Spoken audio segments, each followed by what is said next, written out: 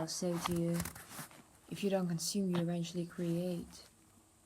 If you are not around people, if you don't have anything to do, like you are not able to watch social medias, you are not able to listen to music, you are not able to watch your old photos and videos, like you don't have anything to do. You also cannot read books, because then you might start reading books. You are not able to listen to anything, and you are not able to talk to anyone. You eventually start creating. Just saying that. You start creating stories, you start creating solutions, you start creating new ideas, you start creating power to yourself, and generating different ideas and solutions, and I don't know, maybe creating music, or like in your head, maybe even making it, writing stories or creating stories in your head, and a lot of different stuff. Magically, you start being more in this moment. You start making your own opinion on stuff, making your own views. You start realizing a lot of things about your life, and understanding a lot of things. You start being more present and enjoying more in this life, and living. Just so I'll tell you, for a lot of people, talking might be like giving some good stuff, but most of the time it consumes a lot of energy,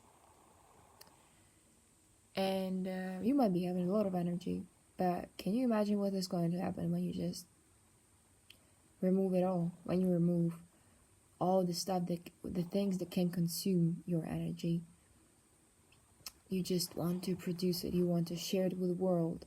When you stop asking for someone else's opinion, you start listening to someone else's stories, or even changing the stories, exchanging it, and somehow shaping yourself, because when you are around other person, you are usually shaping a little bit yourself, because that's the nature of us. But when you are alone, you don't have to shape yourself to someone. You just exploring yourself.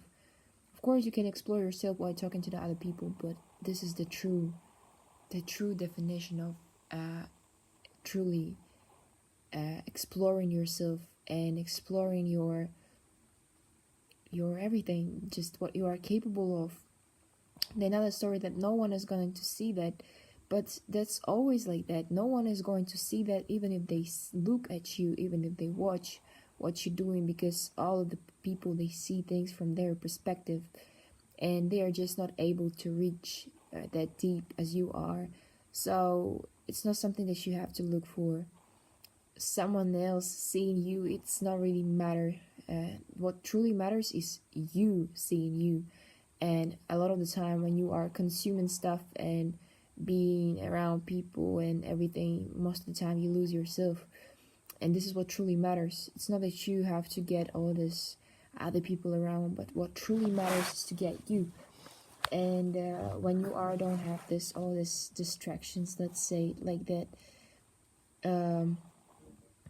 you get to a different level, because you face the challenge and you understand a lot of things. That you just stop living life like blindly or something, and you get to yourself. And once you do get to yourself, that's amazing, because that's what you need.